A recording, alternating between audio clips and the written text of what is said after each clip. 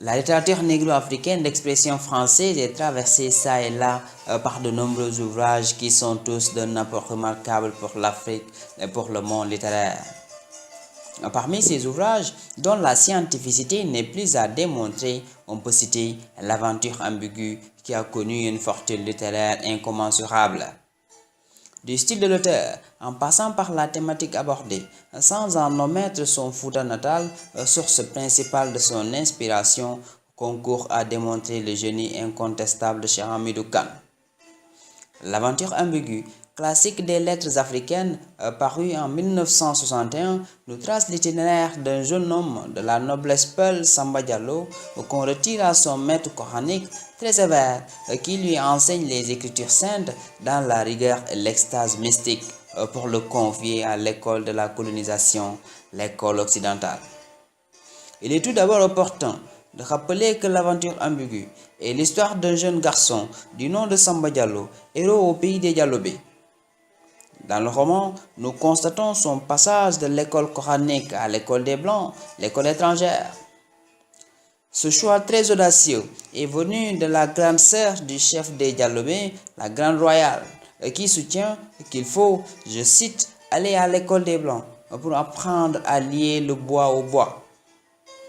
Car pour elle, refuser d'y aller, c'est courir à notre destruction ou croupir sous le poids de la domination.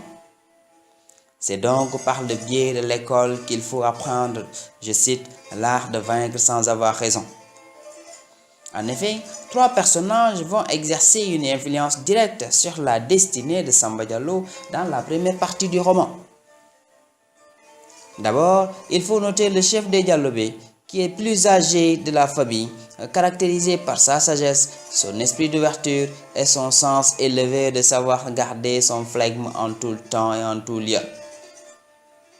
Il enseigne que la grandeur d'un homme se mesure par son adaptation au mouvement de la modernité. Ensuite, Thierno, le maître coranique, c'est lui qui initie le jeune Samba à la lecture des Saintes Écritures et des paroles sacrées du Coran. C'est dans la douleur et la maltraitance qu'il enseigne le jeune garçon.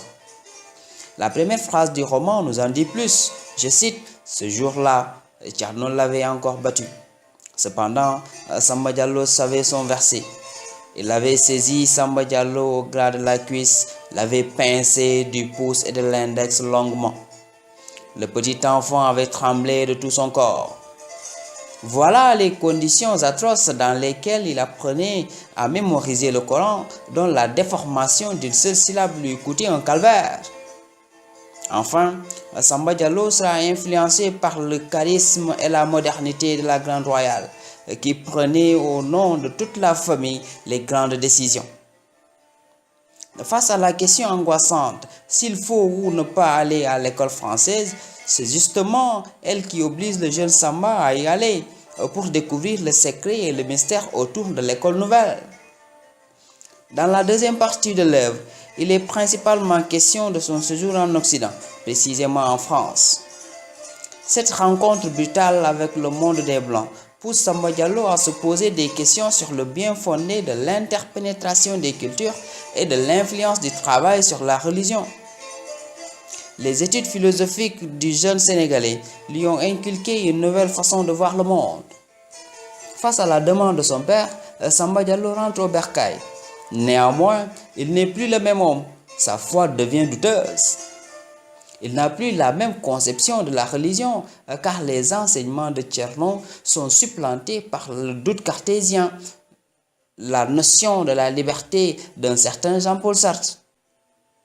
Cette posture de Samba ne va pas prospérer car refusant de prier sur la tombe de son regretté Thierno, il sera assassiné par le fou.